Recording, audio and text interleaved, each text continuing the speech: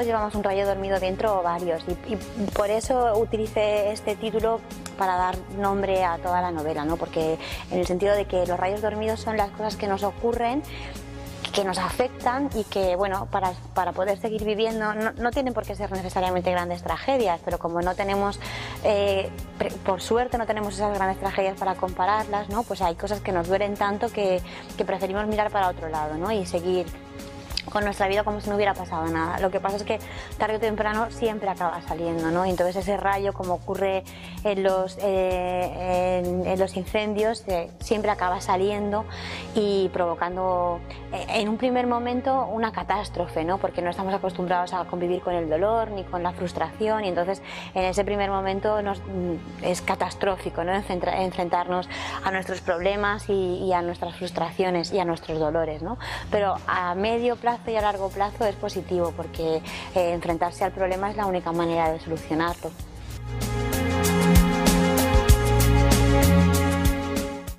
Carmen y Natalia, las protagonistas del momento presente, ¿no? del plano actual de la novela, se reencuentran en Facebook porque yo en principio iba a escribir una novela que tratase solamente de Carmen y Natalia, de cómo vivir el mismo acontecimiento no significa que lo interioricemos igual, ¿no? El mismo suceso, el mismo hecho puede dar lugar a interpretaciones totalmente distintas, y luego vivimos nuestra vida en función a esa interpretación, que es lo que les ocurre a Carmen y Natalia cuando ellas se distancian.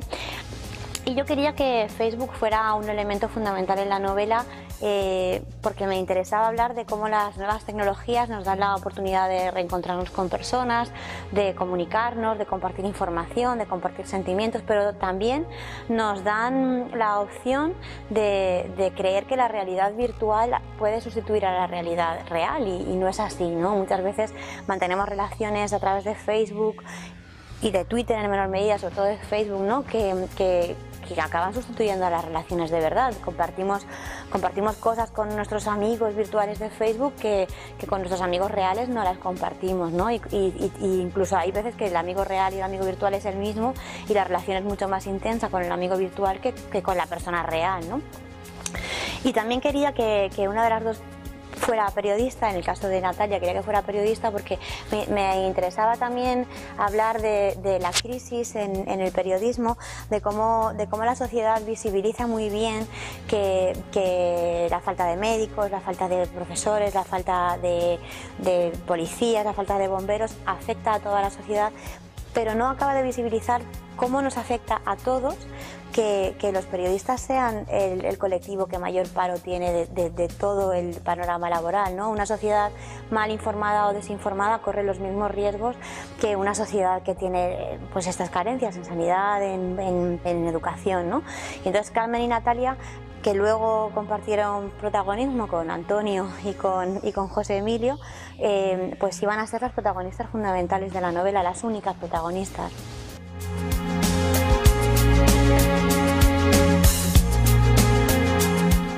El rayo dormido iba a estar solamente centrada en el plano presente, ¿no? Con las historias de Carmen y de Natalia. Lo que pasa es que, bueno, un día me tropecé por la calle con una persona a la que ya conozco de antes, de muchísimo tiempo, un hombre que se llama Pablo, que es un hombre mayor, y ese día, en lugar de saludarnos y seguir con nuestro camino, pues hablamos de más cosas. Entonces él me contó cosas que yo debería saber de él, porque es una persona que es bastante cercana a mí, y desde luego cosas que yo debería saber de la historia, porque la historia de nuestro país y de nuestro mundo, ¿no? La historia reciente. Él me habló de su paso por la guerra civil, de su paso por la Legión. Él me habló de la 9, que la que él no había formado parte, pero sí que tenía bastantes conocidos que habían luchado en la 9, y entonces me avergoncé profundamente de no saber nada ni de él ni de la historia, ¿no? Ni de la historia que me afectaba. Y entonces la novela cambió, ¿no? Cambió porque de ser solamente una novela contemporánea pasó a ser una novela con una segunda carga, ¿no? Que era la carga del homenaje mío particular, ¿no? Y más que del homenaje, de mi agradecimiento a todas las personas que, como Pablo, lucharon porque el mundo fuera un mundo mejor.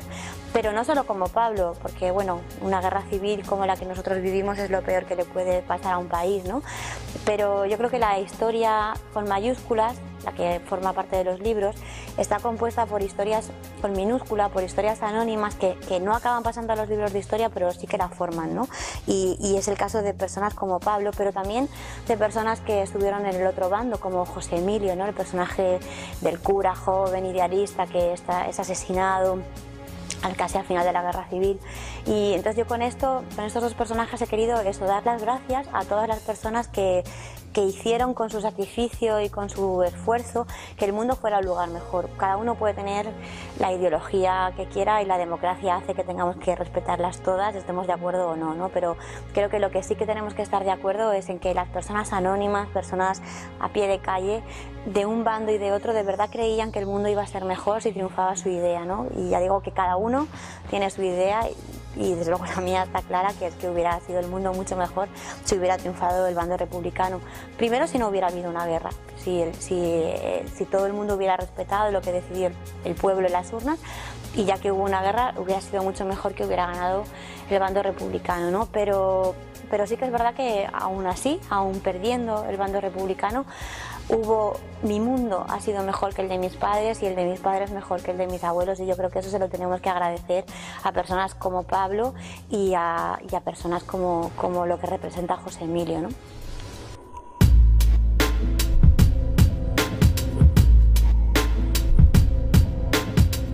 Yo creo que siempre hay mucho del autor en todo lo que escribe, ¿no? Y en todos los personajes, pero esto no quiere decir que las novelas sean siempre autobiográficas, porque por suerte no tenemos que ser asesinos si escribimos sobre asesinatos, ni médicos si escribimos sobre medicina, ni tenemos que tomar venenos si hablamos de alguien que muere envenenado, ¿no? Pero sí que hay mucho de nosotros, y desde luego en todo lo que yo he escrito ha habido siempre mucho de mí, en todos los personajes, ¿no? El hecho de que en esta novela Natalia sea periodista, tenga mi edad y viva en un pueblo del área metropolitana de una ciudad grande, pues como en mi caso, no quiere decir que sea yo, ¿no? Que siempre se produce en el lector una identificación, ¿no? Pero de mí hay mucho y hay mucho sentimentalmente hablando, ¿no? Y afectivamente hablando en todos los personajes, y en esta historia, sobre todo en la historia de Pablo, Antonio y José Emilio, creo que hay muchísimo de mí, porque yo he querido dar las gracias, ¿no? He querido agradecer y he querido reconocer, pues desde la 9, que me parece que es una gesta tremenda y me parece que es un error histórico que hayamos obviado esa parte de nuestra historia. Creo que si fuéramos americanos les haríamos homenajes todos los años y habría 50 películas y 70 novelas, ¿no?